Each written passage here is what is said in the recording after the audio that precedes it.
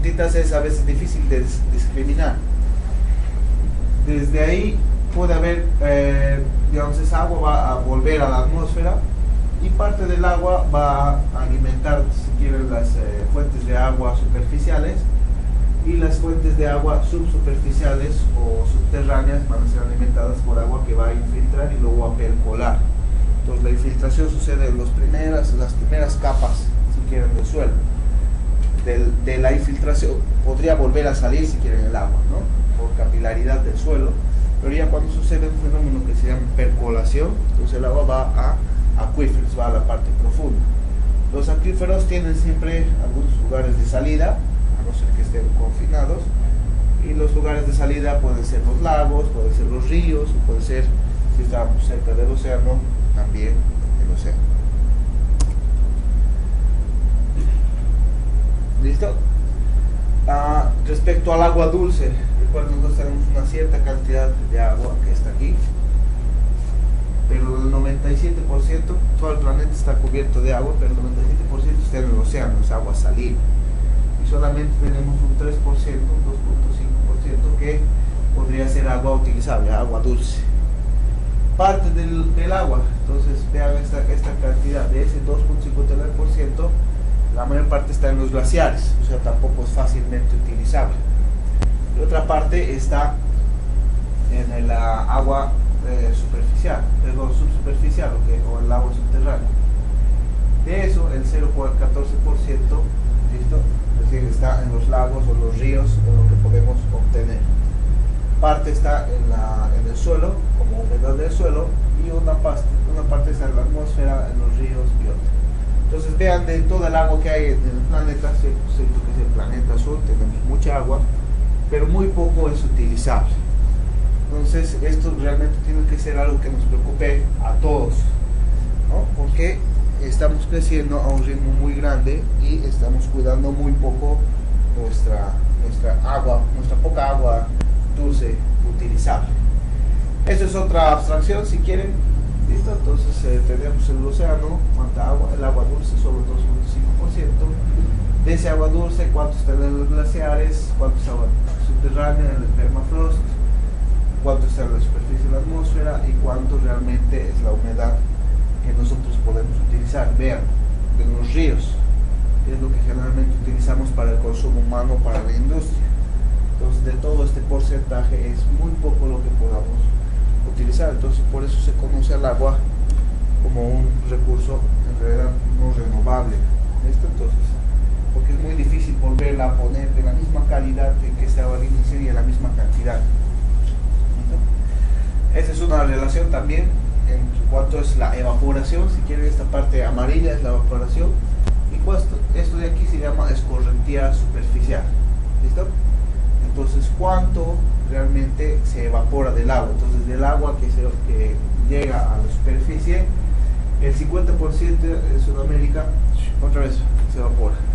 ¿Listo? Por las condiciones atmosféricas propias del lugar. ¿Listo? Por las condiciones meteorológicas. En África, vean, se precipita tanto y el 80% de evaporación. Entonces, otra vez. Entonces, es difícil también captar el agua. Vean, solamente el 20% podríamos llegar a captar. En Asia el 55% se evapora, en Australia el 75% se evapora. Entonces hay que ser muy eficientes en el uso del agua en muchos lugares.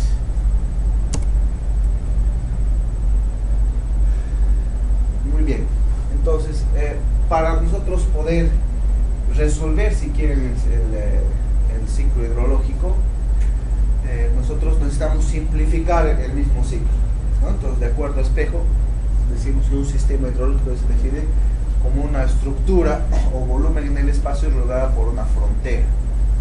¿Listo? Entonces, acepta agua, se conocen como entradas, las entradas al subsistema, que puede ser una cuenca, pues va a ser agua de lluvia, agua de un río que viene de aguas arriba, o sea, va a suceder algo, esto que es el operador. Entonces, todos los procesos que hay dentro de la cuenca, ahí nosotros entramos en juego, de las personas. Entonces, si habláramos de la ciudad de Santa Cruz, podríamos decir que aquí está el agua que llega de lluvia. No sé si tenemos reservorios para poder utilizar. ¿Qué le hacemos al agua? Utilizamos al agua para regar, utilizamos en industrias, en el sea, ¿no? Para los alimentos. Y luego después de eso, ¿qué es lo que sucede con el agua? Entonces el agua no se queda estancada aquí, algo le pasa y vuelve a salir del subsistema. No siempre en la misma calidad, no siempre en la misma cantidad, siempre va a haber una pérdida, ¿no? Entonces las salidas podrían ser varias.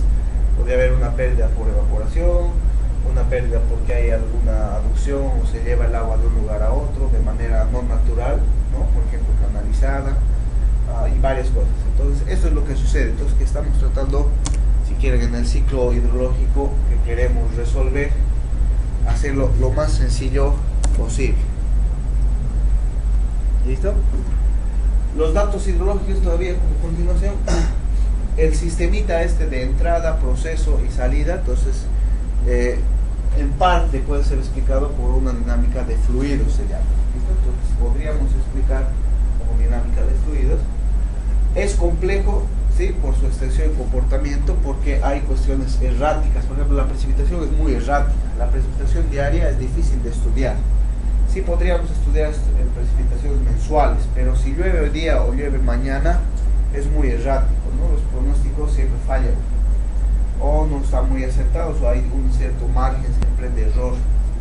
Inclusive si ustedes alguna vez han echado agua, o no sé, en algún momento que han compartido con alguien, cuando se les vuelca la cerveza, ¿no? En una mesa, el charco que se forma tiene una forma, ¿no? La primera vez. Si con la misma fuerza nosotros echáramos una nueva cerveza en el mismo lugar, el charco siempre sería diferente. Entonces a eso se refiere que es errático, desde los sistemas bien sencillitos que tienen que ver con agua, como puede ser un vaso de agua en una mesa, ¿listo? Hasta sistemas mucho más complejos como son sistemas globales de circulación atmosférica. Entonces la complejidad es muy grande y también la parte errática, la parte de probabilidad es muy grande. Todavía no tenemos datos suficientes, pese a que hay estaciones meteorológicas en el mundo que tienen ya casi 500 años de medición. Todavía no podemos entender realmente lo que está sucediendo en el planeta. Mucho más con este aceleramiento, si quieren, en los cambios debido al accionar humano. Deberíamos tener un soporte estadístico adecuado, ¿no? Entonces no es nomás agarren las lluvias sin analizar, haga una interpolación y listo, ya tenemos un mapa de lluvias. Entonces no, deberíamos pensar tanto en la parte espacial como también en la parte temporal de la precipitación. ¿Listo? Entonces lo de los pronósticos, por ejemplo, es un poco difícil de hacer, ¿no? ¿Qué variables vamos a tener para el ciclo hidrológico? Una de las variables va a ser la evaporación, o en lugares donde tenemos vegetación vamos a llamarlo como evapotranspiración, porque es difícil discretizar un lugar en donde se esté evaporando o transpirando si está la planta y o sea, hay una formación vegetal. Hay un intercambio constante entre agua líquida y el agua a vapor. Eso si ustedes en química alguna vez han visto. Entonces cuando estamos cerquita de los puntos especialmente de congelación o de evaporación, entonces el intercambio es constante. ¿Listo? Cuando el paso a vapor excede al paso a líquido, se produce evaporación, ¿no? Entonces hay más vapor que agua líquida, entonces se conoce como evaporación. La cantidad de agua que hay en el aire, esto va a depender de su temperatura. Cuando nosotros tenemos un ambiente mucho más caliente, entonces el ambiente en sí tiene una mayor capacidad de retener agua. Entonces, si alguna vez se han preguntado qué es lo que sucede en la mañana, en el punto de rocío, ¿no? Cuando sucede el rocío de las hojitas, podemos ver. Entonces, este punto de rocío indica que el aire se ha enfriado tanto que ya no es posible de absorber moléculas de agua, ¿listo? En forma de vapor, entonces las tiene que precipitar. Y eso es lo que genera el rocío. Por eso sucede en las mañanas, tempranito, porque el aire es el momento en que está más frío al respecto del resto del día. En cambio, cuando nosotros vamos aumentando en temperatura, el aire tiene una mayor capacidad de almacenar agua dentro de sí. ¿Listo? Entonces, por eso hay un término que se llama humedad relativa. ¿Por qué es relativa? Porque depende de la temperatura en ese momento. Entonces, relativo a ese momento. El aire está con cierta cantidad de agua en ese momento, a no sé, a 20 grados. Si subiéramos la temperatura a unos cuantos grados centígrados, entonces la humedad relativa bajaría. ¿Por qué? Porque la capacidad de retención de agua pues sería la misma, pero teníamos más, perdón, la capacidad de retención de agua sería mayor para un mismo volumen de aire. La otra variable hidrológica que nos interesa, si quieren, las variables más importantes, es la precipitación. Entonces a la precipitación le vamos a dar en este módulo una importancia mucho mayor, si quieren, que otros componentes, porque es la que nos genera, si quieren, el inicio del sistema, ¿no? Recuerden, en el sistemita teníamos las entradas. Entonces la mayor parte de las entradas que vamos a tener en los subsistemas que vamos a analizar van a ser entradas de precipitación. ¿Cómo sucede? ¿Listo? Lo vamos a explicar después con más detalle. Existe condensación, debe suceder la condensación, ¿no? La transformación de vapor a líquido. Una masa debe enfriarse lo suficiente hasta llegar a un punto de rocío, ¿no? Lo que les expliqué. Si nosotros enfriamos suficiente una masa de aire, el aire no es capaz de retener agua. Las moléculas de agua deben colisionar para formar gotas de agua, o sea, si las moléculas están dispersas, entonces no se va a generar una precipitación. Entonces, a medida que nosotros vayamos juntando las moléculas, entonces las moléculas se van a ir colisionando, van a ir juntándose y van a ser suficientemente grandes para que por efecto de la gravedad puedan llegar al suelo. Las gotas de agua deben ser suficientemente grandes, ¿listo? Como para no evaporarse nuevamente. En algunos eventos de tormenta sucede que el agua está precipitando, pero antes de llegar al suelo, como está haciendo calor todavía, vuelve a subir por evaporación. Entonces, si no son suficientemente grandes las gotas de agua, no van a poder llegar a la superficie. Otra variable hidrológica va a ser la infiltración. Entonces, la infiltración es la cantidad de agua que penetra en el suelo, ¿listo? Por los poros que tiene el suelo. Depende mucho del tipo de suelo. Entonces, cada suelo, si es más arenoso, ¿no? Mientras mayor cantidad de arena tengamos en un suelo, habrá mayor infiltración, y mientras menos arena tengamos en un suelo, tendremos menor infiltración. También va a variar entre las condiciones entre el suelo seco y el suelo húmedo. ¿Listo? Cuando el suelo tiene cierta cantidad de humedad, está saturado hasta cierto momento, ¿listo? Hasta cierto punto. Entonces no va a poder penetrar el agua. Pero si el suelo está seco, entonces la primera cantidad de agua, ¿no? En un evento de precipitación, más agua va a entrar en un suelo seco que en un suelo húmedo. La función de infiltración declina de manera logarítmica. ¿Eso a qué se refiere? Digamos que al inicio si quieren, en el evento, ¿no? Aquí tenemos la infiltración.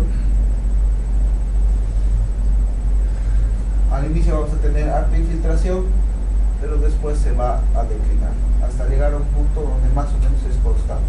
¿Listo? Entonces, más o menos desde aquí en adelante, más o menos la infiltración se va a hacer constante. A eso se refiere de que declina de manera logarítmica. Al principio tenemos alta infiltración, el suelo se va saturando, y una vez que se ha saturado, entonces la infiltración se hace constante, y en algunos suelos se hace mínima la infiltración, pero sí constante. Otra de las variables que nos interesa es el almacenamiento subsuperficial, o el almacenamiento de agua en el suelo. Existen dos curvas, si quieren, importantes en el suelo. Uno se llama la capacidad de campo, ¿listo? Entonces, en algunos lugares las simboliza como CC, capacidad de campo, y en algunos libros esta de aquí se va a llamar el punto de marchitez permanente. ¿Por qué son importantes estos dos? Porque las plantas solamente pueden disponer del agua si es que está entre estas dos curvas.